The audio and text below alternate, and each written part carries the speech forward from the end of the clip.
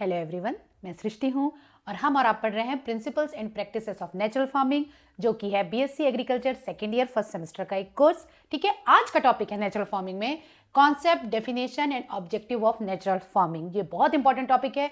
ये आप मान के चलिए एक क्वेश्चन तो इस पे बेस्ड आएगा ही, चाहे 2 नंबर का, चाहे 4 नंबर का, चाहे 6 नंबर का। ठीक है, तो इसको आप ध्यान से नोट डाउन करिए। बहुत ईजी है टॉपिक, बहुत अच्छा टॉपिक है, बहुत छोटा सा टॉपिक है। ठीक है, ज़्यादा लेंदी होने से कंफ्यूजन क्रिएट होता है, इसलिए मैंने छोटा छोटा वीडियो बनाया है। तो ये आज हम स्टार्ट करेंगे concept, definition and objectives of natural farming. History part हमने कंप्लीट कर लिया है, जो थोड़ा कोई कोई बच्चों को बोरिंग लगता है तो वो पार्ट तो निकल गया। अब यहाँ से आपको नेचुरल फार्मिंग में इंटरेस्ट आएगा। बहुत अच्छा कोर्स है। ओके, चलिए हम स्टार्ट करते हैं।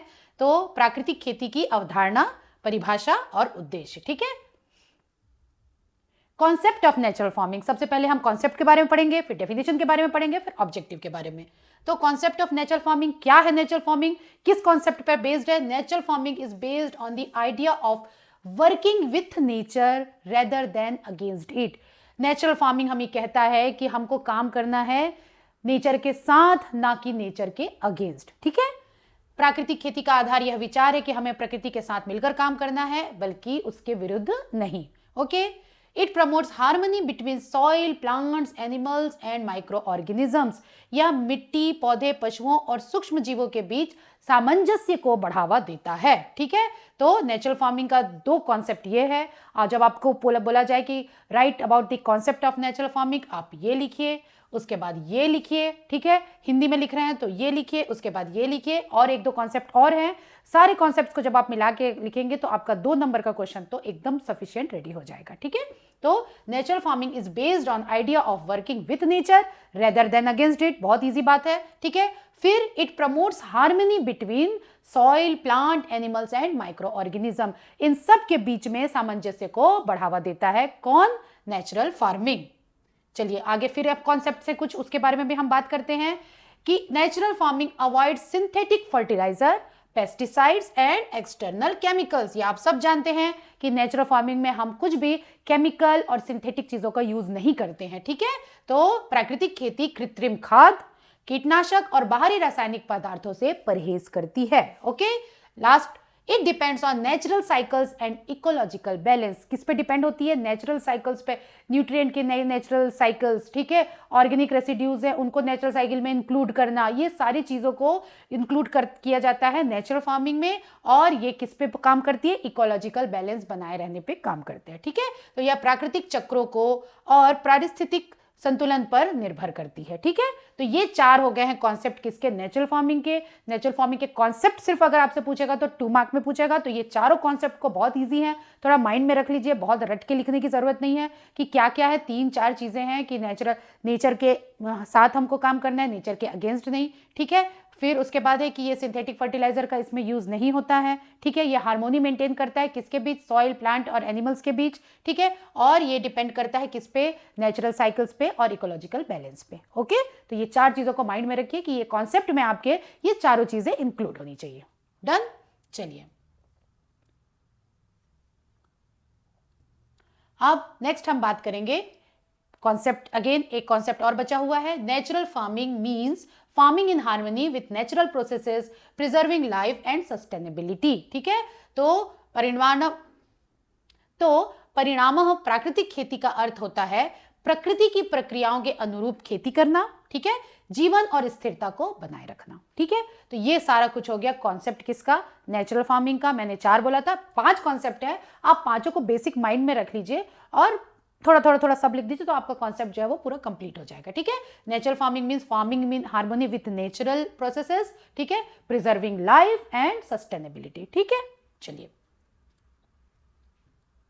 अब हम नेक्स्ट में बात कर रहे हैं डेफिनेशन ऑफ नेचुरल फार्मिंग। ठीक है, बहुत इंपॉर्टेंट है, याद रखिए। ये कोर्स आपका नेचुरल फार्मिंग के ऊपर डिपेंड है, तो डेफिनेशन तो आपके एग्जाम में आना ही है, चाहे 2 मार्क्स में आए, हो सकता है डेफिनेशन कॉन्सेप्ट मिला के 4 मार्क्स में दे। ठीक है, तो ध्यान करिए। ठीक, डेफिनेशन ऑफ नेचुरल फार्मिंग। ठीक है, natural farming is an agricultural system that uses natural inputs and avoid synthetic chemicals. ठीक है, एक बात है, इजी बात है, बेसिक बात है, जो हर किसी को समझ में आ गई है। It relies on soil fertility, local biodiversity and ecological balance. ठीक है, ये 3-4 चीजें हैं। सबसे पहला है तो नेचुरल इनपुट पे डिपेंड होता है, सिंथेटिक फर्टिलाइजर, ये सिंथेटिक केमिकल्स का यूज नहीं होता है, ठीक है। और ये रिलाई करता है, डिपेंड करता है किस पे, सॉइल फर्टिलिटी पे, लोकल बायोडाइवर्सिटी पे और इकोलॉजिकल बैलेंस पे, ठीक। प्राकृतिक खेती एक ऐसी कृषि प्रणाली है जो प्राकृतिक संसाधनों का उपयोग करती है और कृत्रिम रसायनों से बचती है। यह मिट्टी की उर्वरता, स्थानीय जैव विविधता और पारिस्थितिक संतुलन पर निर्भर करती है, ठीक है। तो ये जो कंप्लीट है ये आपका डेफिनेशन है। तो यहां से आप इसको 2-3 पार्ट में चाहे तो डिवाइड कर सकते हैं। Natural farming is an agricultural system first that uses natural inputs and avoids the synthetic chemicals, ये हो गया इसका फर्स्ट पार्ट। सेकेंड पार्ट हो गया it relies on soil fertility, third हो गया लोकल बायोडाइवर्सिटी एंड फोर्थ हो गया इकोलॉजिकल बैलेंस, ठीक है। तो इस तरह से इस 4 पार्ट में करके आपका ये डेफिनेशन यहाँ पे कंप्लीट होगा, ठीक है। तो ये हो गया। चलिए हम नेक्स्ट डेफिनेशन पे जाते हैं। As defined by Subhash Palekar, Subhash Palekar ji ने इसकी अलग डेफिनेशन दी थी, हम उसके बारे में बात करते हैं। Natural farming is harmony with nature without chemicals and without harming living organisms, ठीक है। ये भी बहुत अच्छी डेफिनेशन है, बहुत इजी डेफिनेशन है कि सुभाष पालेकर जी ने क्या कहा था कि natural farming is a farming in harmony, harmony मतलब पीसफुल फार्मिंग है, आपस में सामंजस्य बनाने वाली फार्मिंग है, विथ नेचर, और किसके साथ सामंजस्य बन रहा है, प्लांट, एनिमल्स, माइक्रो ऑर्गेनिजम्स का, किसके साथ, नेचर के साथ। और क्या किया जा रहा है, केमिकल्स का यूज नहीं किया जा रहा है और लिविंग ऑर्गेनिजम्स को हार्म नहीं किया जा रहा है, ठीक है। तो हम देखें तो इसको हम 3-4 पार्ट में डिवाइड कर सकते हैं। As defined by Subhash Palekar, natural farming is farming in harmony with nature, ये हो गया इसका फर्स्ट पार्ट, डन। सेकेंड है without chemicals, second part, done. और थर्ड है विदाउट हार्मिंग लिविंग ऑर्गेनिज्म, ठीक है। तो ये हो गया definition of natural farming. Hindi में बोले तो सुभाष पालेकर के अनुसार प्राकृतिक खेती वह खेती है जो प्रकृति के साथ सामंजस्य रखती है, जिसमें रसायनों का प्रयोग नहीं होता है और किसी जीव को हानि नहीं पहुंचाई जाती है। ओके, चलिए अब और एक हम डेफिनेशन के बारे में बात करते हैं। Natural farming is a chemical free, eco balanced and sustainable farming system, ठीक है। 3 मेन पॉइंट है इसमें, इसको याद रखिए। फर्स्ट है केमिकल फ्री, ठीक है, सेकेंड है इको बैलेंस्ड, ठीक है, और थर्ड है sustainable farming system. 3 main point है इस डेफिनेशन में। तो प्राकृतिक खेती एक रसायन मुक्त, पारिस्थितिकी संतुलित और सतत कृषि प्रणाली है, ठीक है। ये तीनों चीजों को याद रखिए, केमिकल फ्री है, इको बैलेंस्ड है और सस्टेनेबल फार्मिंग सिस्टम है। अब है ऑब्जेक्टिव्स। ऑब्जेक्टिव्स क्या है नेचुरल फार्मिंग के, ये भी आपको डायरेक्ट क्वेश्चन पूछा जा सकता है ऑब्जेक्टिव के बारे में। तो हम ऑब्जेक्टिव देखते हैं कि क्या क्या ऑब्जेक्टिव है, जो कि बहुत आसान है। सिर्फ आप पॉइंट्स को माइंड में रखिए, नोट डाउन करिए पॉइंट्स को। अगर आप पॉइंट्स याद रखेंगे तो उसका इंटरनल कंटेंट आप अपने आप लिख लेंगे, ठीक है। तो फर्स्ट पॉइंट है to produce safe and nutritious food. इसके बारे में हमने पढ़ा नेचुरल फार्मिंग की जब इंपॉर्टेंस पढ़ रहे थे कि बहुत मेन इंपॉर्टेंट है सेफ। सेफ क्यों है, क्योंकि केमिकल का यूज नहीं होता है, ठीक है। तो जो भी फूड प्रोडक्ट बनते हैं वो क्या होते हैं, केमिकल से फ्री होते हैं, ठीक है। उसमें केमिकल रेसिड्यू नहीं होता है, इसलिए ये जो प्रोडक्ट बन रहे हैं थ्रू नेचुरल फार्मिंग क्या होते हैं, ये सेफ होते हैं एंड ऑब्वियसली न्यूट्रिशियस भी होते हैं, क्योंकि इनमें केमिकल्स नहीं है और सारा कुछ नेचुरल इंग्रेडिएंट से हम कर रहे हैं, खेती कर रहे हैं, सब कुछ हम उसमें नेचुरल यूज कर रहे हैं, इसलिए इसके जो फूड है वो न्यूट्रिशियस भी होते हैं, ठीक है। ये हो गया फर्स्ट पॉइंट, इसको याद रख लीजिए, to produce safe and nutritious food, ठीक है। सुरक्षित और पोषक भोजन का उत्पादन करना फर्स्ट ऑब्जेक्टिव हो गया।